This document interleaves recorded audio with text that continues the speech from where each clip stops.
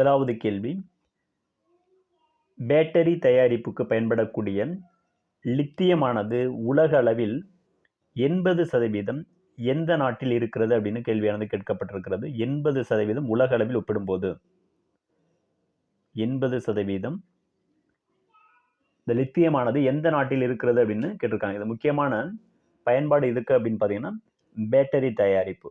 இதெல்லாம் பார்த்தீங்கன்னா எல்லாம் பெட்ரோலுக்கு மாற்றாக பார்த்தீங்கன்னா எல்லாம் மின்சாரத்தில் இயங்கக்கூடிய வாகன தயாரிப்புக்கு உதவக்கூடிய இந்த லித்தியம் இதுதான் பார்த்தீங்கன்னா இந்த பேட்டரி தயாரிப்பு கொடுத்துருக்காங்க. இந்த லித்தியமானது உலக அளவில் 80% எந்த நாட்டில் இருக்கிறது அப்படின்னு கேள்வியானது கேட்டிருக்காங்க. Option A India, option B China, option C America, option D Russia அப்படின்னு கொடுத்துருக்காங்க. மின்சார வாகன தயாரிப்புக்கு பயன்படக்கூடிய அதே போல் இந்த சூரிய ஒளி மின்சாரம் தயாரிப்பதற்கு அந்த மின்சாரத்தை சேமித்து வைக்கக்கூடிய பேட்டரி இதற்கெல்லாம் பயன்படக்கூடிய பேட்டரி தயாரிக்கக்கூடிய லித்தியமானது எந்த நாட்டில், அதாவது உலக அளவில் 80% எந்த நாட்டில் இருக்கிறது அப்படின்னு பார்த்தீங்கன்னா சீனாவில் தான் இருக்கிறது. அதன்படி ஆப்ஷன் பி தான் உங்களுக்கு சரியான ஆன்சர். இரண்டாவது கேள்வி, உலக அளவில் அதிகமாக கரியமில வாயு கார்பன் டை ஆக்சைடு இதனை வெளியேற்றக்கூடிய நாடுகள் வரிசையில் எந்த நாடு முதலிடத்தில் இருக்கிறது அப்படின்னு கேள்வியானது கேட்டிருக்காங்க. Option A India, option B China, option C America, option D Russia அப்படின்னு கொடுத்துருக்காங்க. உலக அளவில் அதிகமாக கார்பன் டை ஆக்சைடை வெளியேற்றக்கூடிய நாடுகளுடைய வரிசையில் பார்த்தீங்கன்னா சீனா தான் முதலிடத்தில் இருக்கிறது. அதன்படி ஆப்ஷன் பி தான் உங்களுக்கு சரியான ஆன்சர். அதாவது இந்த சீனா பார்த்தீங்கன்னா உலக அளவில் 25% உலக அளவில் ஒப்பிடும்போதே பார்த்தீங்கன்னா 25% கரியமில வாயுவை வெளியேற்றுகிறது அப்படின்னு சொன்னாங்க கார்பன் டை ஆக்சைடு. இரண்டாவது இடத்தில் பார்த்தீங்கன்னா அமெரிக்கா இருக்கிறது குறிப்பிடத்தக்கது. அமெரிக்காவானது இரண்டாவது இடத்தில் இருக்கிறது இந்த கரியமில வாயு வெளியேற்றத்தில். அடுத்து மூன்றாவது கேள்வி,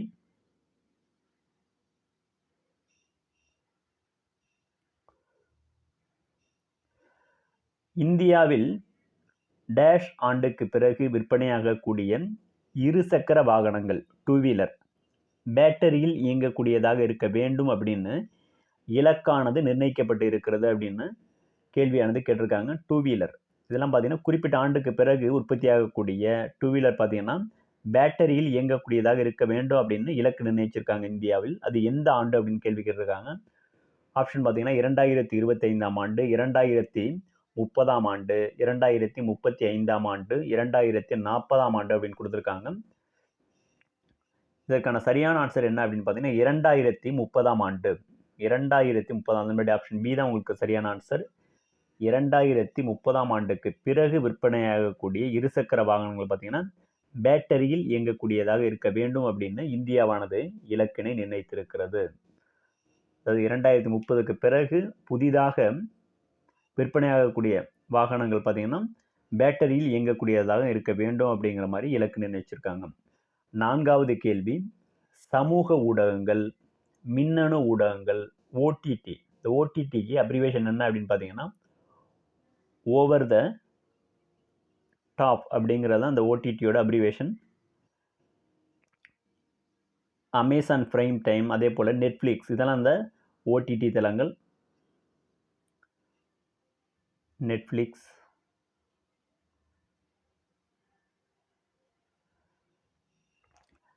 அதாவது சமூக ஊடகங்கள், மின்னணு ஊடகங்கள், ஓடிடி தளங்கள் இவற்றை கட்டுப்படுத்துவதற்காக மத்திய அரசானது பார்த்தீங்கன்னா அண்மையில் வழிகாட்டு நெறிமுறைகளை வெளியிட்டிருக்கிறது. இந்த வழிகாட்டு நெறிமுறைகள் எந்த சட்டத்தின் கீழ் வெளியிட்டிருக்கிறது அப்படின்னு கேள்வியானது கேட்கப்பட்டிருக்கிறது.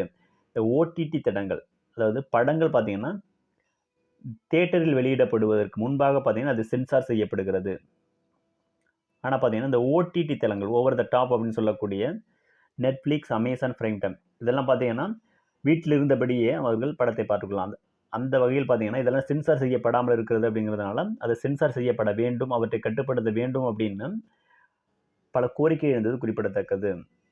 இந்த நிலையில் தான் பார்த்தீங்கன்னா மத்திய அரசானது சமூக ஊடகங்கள், மின்னணு ஊடகங்கள், ஓடிடி தளங்கள் இவற்றை கட்டுப்படுத்துவதற்கு வழிகாட்டு நெறிமுறைகளை வெளியிட்டிருக்கிறது. இவை எந்த சட்டத்தின் கீழ் இந்த வழிகாட்டு நெறிமுறைகளை மத்திய அரசானது வெளியிட்டிருக்கிறது அப்படின்னு கேள்வி கேட்டிருக்காங்க. ஆப்ஷன் ஏ தகவல் தொழில்நுட்ப சட்டம் 2020. ஆப்ஷன் பி தகவல் தொழில்நுட்ப சட்டம் 2010. ஆப்ஷன் சி தகவல் தொழில்நுட்ப சட்டம் 2005. ஆப்ஷன் டி தகவல் தொழில்நுட்ப சட்டம் 2000 அப்படின்னு கொடுத்துருக்காங்க. இதுக்கான சரியான ஆன்சர் என்ன அப்படின்னு பார்த்தீங்கன்னா ஆப்ஷன் டி தான் உங்களுக்கு சரியான ஆன்சர்.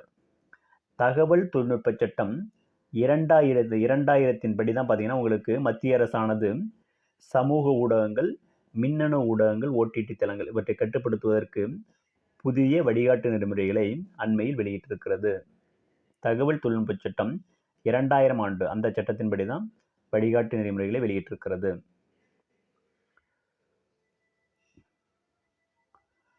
ஐந்தாவது கேள்வி, மத்திய அரசினுடைய புதிய வழிகாட்டு நெறிமுறைகளின்படி மின்னணு செய்தி ஊடகங்கள், அதே போல ஓடிடி தளங்கள் மற்றும் சமூக ஊடகங்கள் எந்தெந்த அமைச்சகத்தின் கட்டுப்பாட்டின் கீழ் இயங்கும் அப்படின்னு கேள்வியானது கேட்கப்பட்டிருக்கிறது.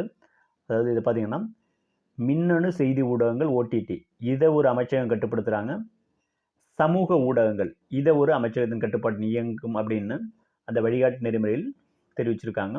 அதை தான் கேள்வியாக கேட்டிருக்காங்க. மத்திய அரசினுடைய புதிய வழிகாட்டு நெறிமுறைகளின்படி மின்னணு செய்தி ஊடகங்கள், ஓடிடி தளங்கள் மற்றும் அப்படின்னு கொடுத்துருக்கிறதுனால இந்த மின்னணு செய்தி ஊடகங்கள், ஓடிடி இவற்றை ஒரு அமைச்சகம் கட்டுப்படுத்துகிறது, சமூக ஊடகத்தை ஒரு அமைச்சகமானது கட்டுப்படுத்துகிறது. அது எது அப்படின்னு கேட்டிருக்காங்க. ஆப்ஷன் ஏ தகவல் தொழில்நுட்ப அமைச்சகம் மற்றும் செய்தி ஒலிபரப்புத்துறை அமைச்சகம் அப்படின்னு சொல்லியிருக்காங்க. ஆப்ஷன் பி செய்தி ஒலிபரப்புத்துறை அமைச்சகம் மற்றும் தகவல் தொழில்நுட்ப அமைச்சகம் அப்படின்னு கொடுத்துருக்காங்க. ஆப்ஷன் சி பார்த்தீங்கன்னா தகவல் தொழில்நுட்ப அமைச்சகம் மட்டும் கொடுத்துருக்காங்க. ஆப்ஷன் டி பார்த்தீங்கன்னா செய்தி ஒலிபரப்புத்துறை அமைச்சகம் அப்படின்னு கொடுத்துருக்காங்க.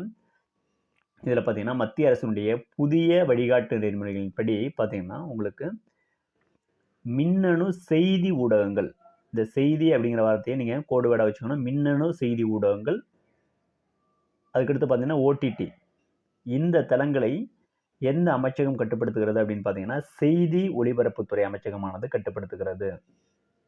அதே போல் சமூக ஊடகங்கள், சோஷியல் மீடியா, இந்த சமூக ஊடகங்களை பார்த்தீங்கன்னா தகவல் தொழில்நுட்ப அமைச்சகமானது கட்டுப்படுத்துகிறது. அதன்படி ஆப்ஷன் என்ன சரியான ஆன்சர் என்ன அப்படின்னு பார்த்தீங்கன்னா மின்னணு செய்தி ஊடகங்கள் ஓடிடி இந்த தளங்களை செய்தி ஒலிபரப்புத்துறை அமைச்சகமும் சமூக ஊடகங்களை தகவல் தொழில்நுட்ப அமைச்சகமும் கட்டுப்படுத்துகிறது. அதன்படி ஆப்ஷன் பி தான் உங்களுக்கு சரியான ஆன்சர். இது முக்கியமான கேள்வி. ஆறாவது கேள்வி, இந்தியாவில் வாட்ஸ்அப், யூடியூப், ஃபேஸ்புக், ட்விட்டர் இதை பயன்படுத்துவோர்களை ஏறு வரிசையில் வரிசைப்படுத்தும் அப்படின்னு கேள்வியானது கேட்கப்பட்டிருக்கிறது. அசெண்டிங் ஆர்டர், இதெல்லாம் பார்த்தீங்கன்னா இந்தியாவில் பயன்படுத்துவோர்களை எண்ணிக்கையின் அடிப்படையில் ஏறு வரிசையில் வரிசைப்படுத்துக அப்படின்னு கேள்வியானது கேட்கப்பட்டிருக்கிறது. இதில் பார்த்தீங்கன்னா அதிகமாக, அதாவது ஏறு வரிசை அப்படிங்கிறத விட பார்த்தீங்கன்னா அதிகமாக பயன்படுத்துகிறோம் அந்த வரிசையை பார்க்கலாம். முதல்ல வாட்ஸ்அப், யூடியூப், ஃபேஸ்புக், ட்விட்டர் இதை வந்து யார் யார் அதிகமாக பயன்படுத்துகிறாங்க அப்படின்னு பார்க்கலாம். அதன்படி வாட்ஸ்அப்பை பார்த்தீங்கன்னா உங்களுக்கு 55 கோடி பேர் வாட்ஸ்அப் அந்த செயலியை பயன்படுத்துகிறாங்க. யூடியூப் இதை பார்த்தீங்கன்னா 44.8 லட்சம் கோடி பயனாளர்கள் பயன்படுத்துகிறாங்க. ஃபேஸ்புக் பார்த்தீங்கன்னா 41 கோடி பயனாளர்கள் பயன்படுத்துகிறாங்க. ட்விட்டர் பார்த்தீங்கன்னா 1.75 கோடி பயனாளர்கள் பயன்படுத்துகிறாங்க. இதை பார்த்தீங்கன்னா ஏறு வரிசை அப்படிங்கிறது பார்த்தீங்கன்னா இறங்கு வரிசை அப்படின்னா உங்களுக்கு சரியாக இருக்கும், டிசெண்டிங் ஆர்டர். அதன்படி ஆப்ஷன் டி தான் உங்களுக்கு சரியான ஆன்சர். வாட்ஸ்அப் தான் பார்த்தீங்கன்னா இந்தியாவில் 55 கோடி பேர் பயன்படுத்துகிறாங்க. அதுக்கு அடுத்தபடியாக பார்த்தீங்கன்னா யூடியூப்பை பார்த்தீங்கன்னா சுமார் 44 கோடி பேர் பயன்படுத்துகிறாங்க. அதுக்கடுத்து ஃபேஸ்புக் பார்த்தீங்கன்னா 41 கோடி பேர் பயன்படுத்துகிறாங்க. ட்விட்டர் இதை பார்த்தீங்கன்னா 1.75 கோடி பேர் பயன்படுத்துகிறாங்க. இதில் பார்த்தீங்கன்னா இன்ஸ்டாகிராம் இதை பார்த்தீங்கன்னா சுமார் 20 கோடி பேர் இதை பயன்படுத்துகிறாங்க. இந்தியாவில் இன்ஸ்டாகிராமை 20 கோடி பேர் பயன்படுத்துகிறாங்க. அதுபடி பார்த்தீங்கன்னா வாட்ஸ்அப் தான் அதிகமாக பயன்படுத்துகிறாங்க. அதுக்கடுத்து யூடியூப், அதுக்கடுத்து ஃபேஸ்புக், அதுக்கடுத்து பார்த்தீங்கன்னா இன்ஸ்டாகிராம் பயன்படுத்துகிறாங்க. ட்விட்டர் பார்த்தீங்கன்னா 1.75 கோடி பேர் பயன்படுத்துகிறாங்க.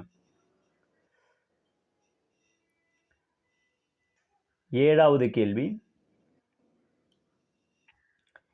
இந்திய பொருளாதாரமானது வரும் 2022 இந்த நிதியாண்டில் எத்தனை சதவீதம் வளர்ச்சி அடையும் என்று மூடிஸ் அப்படிங்கிற சர்வதேச தர குறியீட்டு நிறுவனமானது தெரிவித்திருக்கிறது அப்படின்னு சொல்லியிருக்காங்க. மூடிஸ் அப்படிங்கிறது ஒரு சர்வதேச தர குறியீட்டு நிறுவனம். இது பார்த்தீங்கன்னா ஒவ்வொரு நாட்டினுடைய எக்கனாமிக் குரோத்தை பற்றி அவங்க வெளியிடுவாங்க. அதன்படி வருகிற 2022ஆம் ஆண்டு இந்த நிதியாண்டில் பார்த்தீங்கன்னா இந்தியாவினுடைய வளர்ச்சி வீதம் எவ்வளவு இருக்கும் அப்படின்னு சொல்லியிருக்காங்க. 10.2%, 12%, 13.7%, 14% அப்படின்னு கொடுத்துருக்காங்க. வரும் 2022ஆம் நிதியாண்டில் பார்த்தீங்கன்னா இந்தியாவானது 13.7% வளர்ச்சி அடையும் அப்படின்னு மூடிஸ் அப்படிங்கிற சர்வதேச தர குறியீடு நிறுவனமானது தெரிவித்திருக்கு. அதன்படி ஆப்ஷன் சி தான் உங்களுக்கு சரியான ஆன்சர்.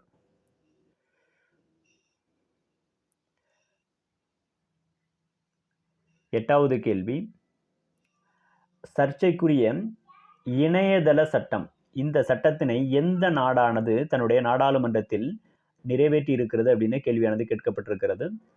அமெரிக்கா, சீனா, ஆஸ்திரேலியா, இந்தியா.